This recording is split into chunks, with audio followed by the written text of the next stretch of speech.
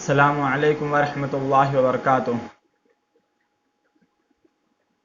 ان الحمد للہ نحمده ونستعینه ونشهد ان لا الہ الا اللہ وحدہ لا شریک له الذي رفع شان العلم واعلى قدر اهله ونشهد ان محمدا عبده ورسوله صلی اللہ وبارک علیہ۔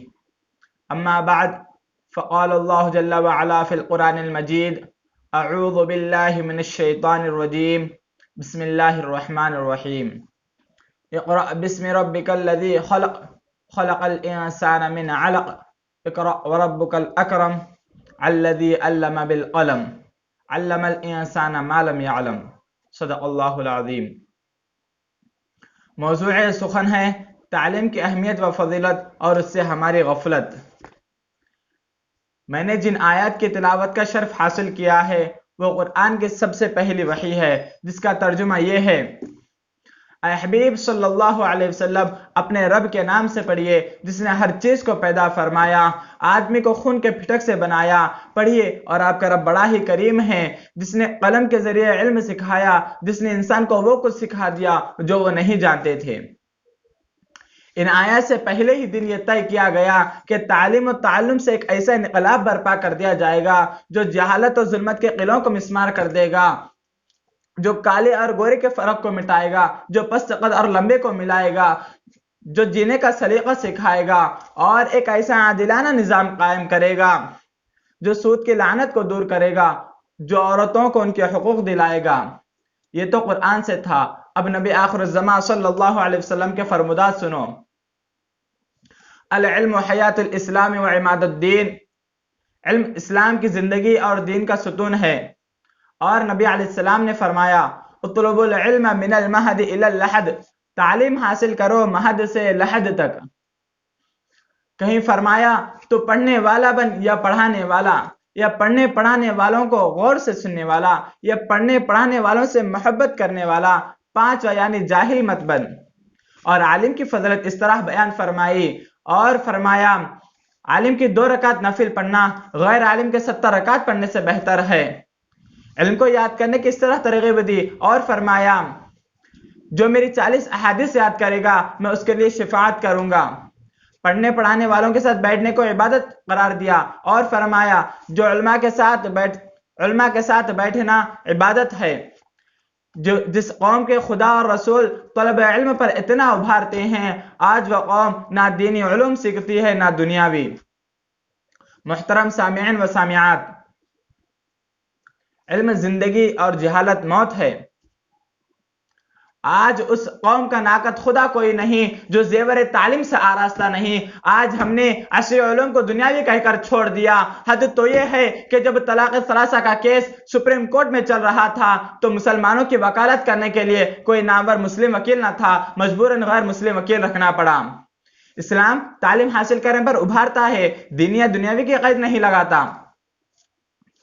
2015 میں مسلمانوں کا تعلیمی سروے کیا گیا۔ ہندوستان کی 14% آبادی مسلمانوں پر مشتمل ہے۔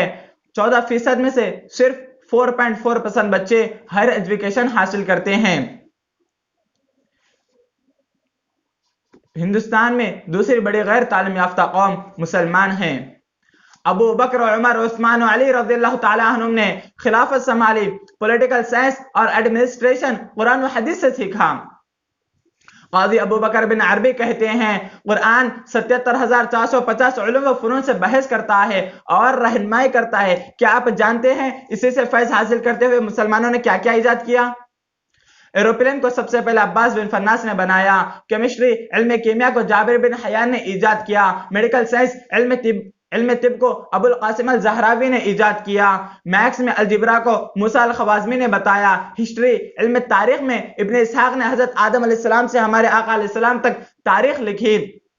آپٹکس آنکھ کا علم، فزکس علم طبیعیات میں ابن الہیثم نے نئے نظریات پیش کیے۔ باٹنی علم النباتات پر الدینوری نے 6 جلدوں میں کتابیں تحریر کی۔ فارماکالوجی یعنی دوا بنانے کے علم پر ابن البیتار نے سب سے پہلے کتاب لکھی۔ جیوگرافی یعنی زمین کا علم پر یاقوت حموی نے معجم البلدان نامی ملکوں پر ڈکشنری مرتب کی۔ اے مسلمانوں، تمہیں کیا ہو گیا؟ ان سب کو تم نے فراموش کر دیا۔ یاد رہے یہ سب مدرسوں اور قرآن کے طالب علم رہے تھے. جو میں نے جو علوم گنائے ہیں اس پر یہودی اور عیسائیوں سے پہلے ہمارے مکی و مدنی آقا صلی اللہ علیہ وسلم کے غلاموں نے کام کیا ہے. امریکہ، فرانس، اسپین، اٹلی اور جرمنی کو علم کی خیرات مدینے سے ملی ہے. قرآن کہتا ہے هو الذی خلق لکم ما فی الارض جمیعا. سورہ بقرہ آیت نمبر 29. ترجمہ: وہی ہے جس نے سب کچھ جو زمین میں ہے تمہارے لیے پیدا کیا. کہیں افلا تتفکرون، کیا تم غور و فکر نہیں کرتے کے ذریعے غور کرنے کی دعوت دی. یہ کائنات ہم نے تمہارے لیے بنائی ہے، اس سے فائدہ اٹھاؤ، اس میں غور کرو. جو قوم تعلیم کی اہمیت کو نہیں جانتی وہ رسوا اور ذلیل ہوتی ہے. ظالم و سفاک حکمراں ہٹلر نے کہا تھا تم مجھے پڑھی لکھی مائیں دو، میں تمہیں پڑھی لکھی قوم دوں گا. ایک مرد تعلیم کے ذریعے سدھرتا ہے تو وہ اکیلا ہی سدھرتا ہے، اور اگر ایک عورت تعلیم یافتہ ہو تو سارا گھرانہ، ساری نسل سدھرتی ہے. اے مسلمانوں، اگر تم اپنا کھویا ہوا وقار واپس حاصل کرنا چاہتے ہو تو سنو قرآن کیا کہتا ہے. ان اللہ لا یغیر ما بقوم حتی یغیر ما بانفسہم. سورہ رعد آیت نمبر 11. بے شک اللہ تعالیٰ کسی قوم کی حالت کو نہیں بدلتا یہاں تک کہ وہ لوگ اپنے آپ میں خود تبدیلی پیدا کر ڈالے. کوئی بھی تعلیم حاصل کرے لیکن اسلامی اصولوں پر. میں اپنے کلام کو علامہ اقبال کے اس شعر پر ختم کروں گا. اللہ سے کرے دور تو تعلیم بھی فتنہ، اللہ سے کرے دور تو تعلیم بھی فتنہ، املاک بھی، جاگیر بھی، اولاد بھی فتنہ. ناحق کے لیے اٹھے تو شمشیر بھی فتنہ، ناحق کے لیے اٹھے تو شمشیر بھی فتنہ. شمشیر ہی کیا، نعرہ تکبیر بھی فتنہ. سبق پڑھ پھر صداقت کا، عدالت کا، شجاعت کا. سبق پڑھ پھر صداقت کا، عدالت کا، شجاعت کا. کام لیا جائے گا تجھ سے دنیا کی امامت کا. وآخر دعوانا الحمدللہ رب العالمین.